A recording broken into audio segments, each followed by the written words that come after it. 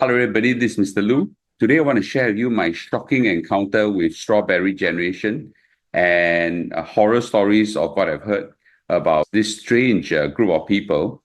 And more importantly, it reflects really a certain discomfort I have with things that are brewing in our society. Let's watch on, shall we? So first of all, what is strawberry generation? And when I first heard this term, it's like I thought it was something to do with food and things like that. But no, they're describing people, especially younger people. And to be fair, some of the older ones are also having this culture, but more importantly, the younger ones. It first started in Taiwan, where it described people they are bruised easily like strawberry, very tender, right? Cannot tahan social pressure and work pressure unlike their parents' generation, possibly even extend to the perception that these people are insubordinate, spoiled, selfish, arrogant, and sluggish in work.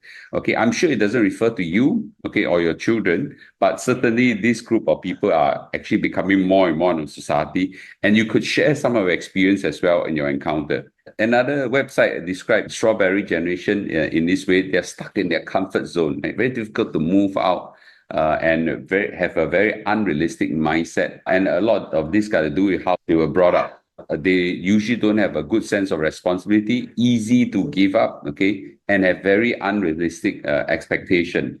In my personal encounter with the strawberry generation, this is actually quite descriptive of what I've seen. So I thought that maybe it's just Mr. Lu and his bad luck that encounters some strawberry generation in my course of work. Then I, actually did a poll with quite a few business friends and things like that who are all entrepreneurs. And they say, wow, Mr. Lu, so your encounter with strawberry generation is very mild already. They have encountered worse. One of my friend who is a CEO of a company, he said he was interviewing a young person, okay? And in the interview, it started quite well and everything seems okay. During the end of the interview, the CEO asked the young lady, "Do you have any questions for me?"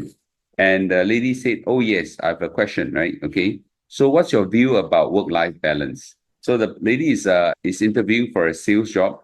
So the CEO said, that's a good question. Okay, my view is work-life is balanced when your numbers are balanced, which means that you hit your sales target and things like that. The lady said, that is such a condescending, a rude comment. Okay, that's it. I don't want to work in company anymore. And she walked out of the interview. Like the CEO was like, what did I just encounter, right? Well, what did I say? Okay. And I expect, even you have difference in opinion, you don't just like rudely walk out the interview office, right? So that was a shocker for me, right? And there are many such examples, and I'll give you more examples after interviewing a lot of all these business leaders and corporate leaders and what strawberry generation people, what they exhibit. So strawberry generation, when they come in the interview, they have a different mindset.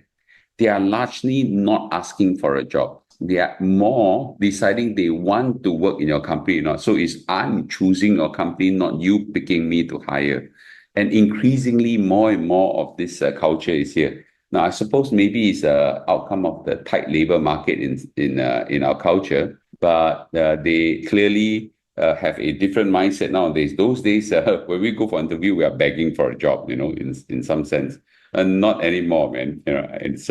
It's more like I'm choosing your company. I want to know whether my benefits are there, how you treat me, working style, whether a growth opportunity, blah blah blah blah blah. Not you picking me, but I picking you. That's of course that's the extreme. I'm sure somewhere it will be somewhere in between. But the strawberry generation are gearing more towards that, and that's a shocker. That's a shocker to old birds like me. Okay. This is an interesting one. No weekend emails, okay, and messages, and that includes off office hours as well. And that's a shocker because in those days when we work I work in corporate life for 20 years. I work in Singtel. Every day is a working day, right? Yes, weekends are yours, but over weekend we'll clear emails, send messages, coordinate things and things like that, and having weekends work you sometimes weekends you got to go back to work, it's common. And during my time, after we finish our office hours, we go back, play with our kids, have dinner, things like that, put them to sleep. and then we go back to our work. Okay, and that's very common. That's very common. That's when we catch up with the intensity of the work pressure. And it's like an acceptable culture in those days because we want to get the work done, right? We're very passionate about work. We want to get the work done. There's no lines drawn, and this is corporate life and not being an entrepreneur. Entrepreneur is even worse, right? No, not anymore. So those were the days in my corporate life, and not even including my entrepreneurial life. Not anymore. Not anymore. The strawberry generation don't expect, okay, you to send emails and messages them. Some are willing to receive, but don't expect them to reply or even to read them. Okay, no such thing. No such thing. And that's a shocker to me, right? The lines are drawn very, very clearly, right? Off office hours and weekends are mine, not yours, you damn company, right? And that's not the work culture I know of most my society. I don't know about your encounter with them, but this one is a new thing. With the emergence of COVID and work from home culture being built up, it is now an expectation that work from home is at least part of the working arrangement. Now, a lot of company has removed work from home. As a result, many young people very black-faced. They want at least some work from home. They don't need every day, at least one day, maybe two, right? Or 1 month, you can choose a few days, that kind of thing. And work from home is it's a very important requirement right now for strawberry generation. And in fact, those days, we work from office. Okay, even on weekend we go back and things like that. Is those kind of culture are gone. I don't know, right?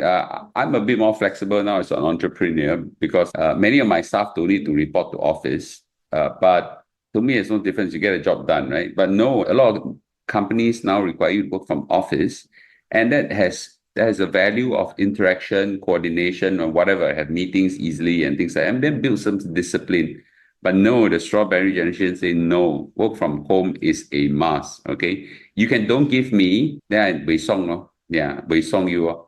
Yeah, like this is something that really I think I'll call this a privilege. Let's not call it a must, but that's not the culture of the strawberry generation, and that's something very concerning. So throughout my conversation with all the corporate leaders, it seems like the strawberry generation values strict work-life balance tremendously. So work-life balance is a very abstract concept. It depends on who you encounter, what is work-life balance. But simply speaking, the strawberry generation really wants to have a work-life balance that favors them more towards life than work. Okay? And they want to make sure that whatever work that they have catered for enough time for them to have their own life, right? So the strict work-life balance is needed. And this is throughout the whole conversation that I have with many of the young people, and more importantly, many corporate leaders as well. So an example of work-life balance is that, you must have enough leave. My time, of course, we start with 14 days leave.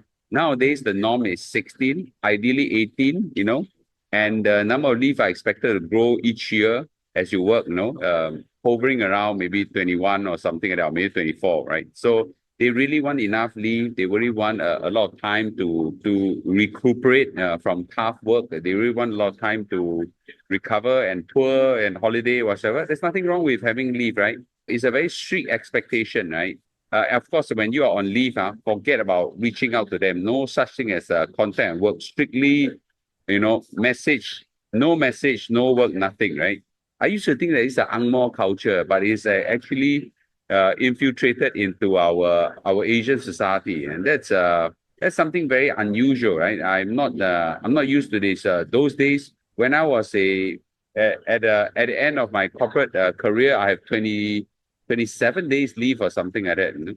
No meaning, right? Because whether leave or no leave, I just work, and every day I have excess leave of 10 over days that I got burned up and things like that. So because there's just so much work, and there's not enough time to clear the work. So leave itself is meaningless in my case, right?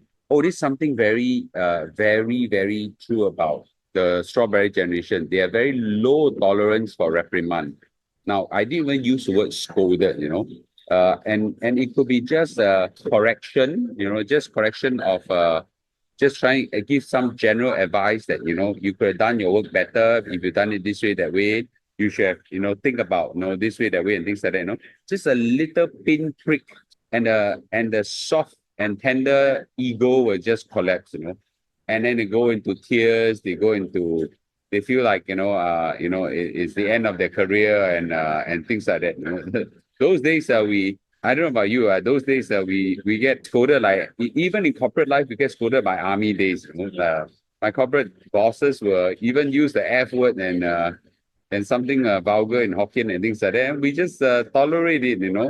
Nowadays, as corporate leaders taking care of our strawberry tofu generation, they're expected to use very encouraging terms, that even the reprimand must be coated with sugar and with love and everything, right? It's it's a I don't know. It's something that's very unusual. No, I don't know. You have encountered this group of people before. I'm not saying all young people like that, but there are increasingly much more people like that, and that's very concerning. I would just say this, that this is a terrible work ethics for Singapore, and if this were to continue, there goes our society. Right, where our society is founded on super strength. I'll talk about that in a short while. But this one, if it permeates through the culture, I think our society is done for. Okay, yeah, I think this is a terrible work ethics, and there are countries out there that they got fire in their bellies and energy. This is not what the Singapore culture that I know of. And if someone were to say this, I've spent quite some time in US and Europe. I would just say this, in US, I would say that this is not their culture as well. Before you start saying the Angmo are like that, no, not US, not US. The people there, especially in California and New York, are very passionate, right? Energy level is very high. Unfortunately, this is not the work ethics of Singapore. Yes, in Europe, more and more is becoming like that, and that's a problem. As a result, Europe is going downhill, right? Going downhill. Singapore was founded on a culture of hard work and resilience by our forefathers, by our fathers, and also by my generation. I would say that we are founded on a culture of tough, hard work and resilience, and I call it tahanability.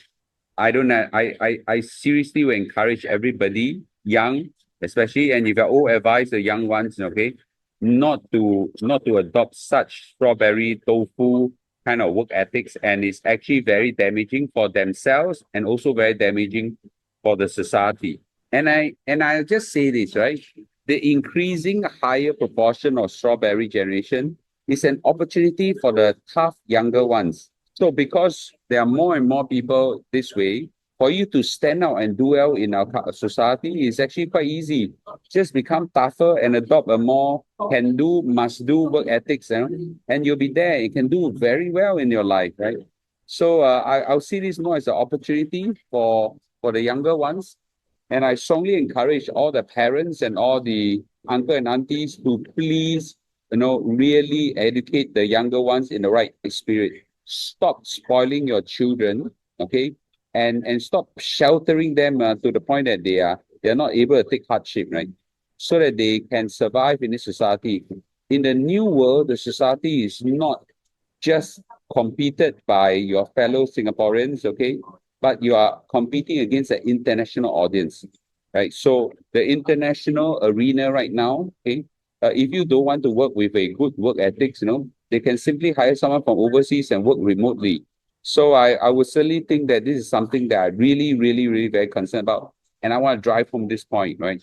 Adopt a tough work ethics that is founded on Singapore spirit of hard work, okay, and resilience. So with this, I don't know, right? If you have encountered strawberry generation, please share your experience. And if you feel strongly against what I've said, also voice out so that I understand that maybe times have changed, Mr. Lu, you are too old-fashioned, too antiquated. The new society is like that, and we hope to move towards a European form of work model, okay? Let me know, okay? I'll see you in a day or two. Bye-bye.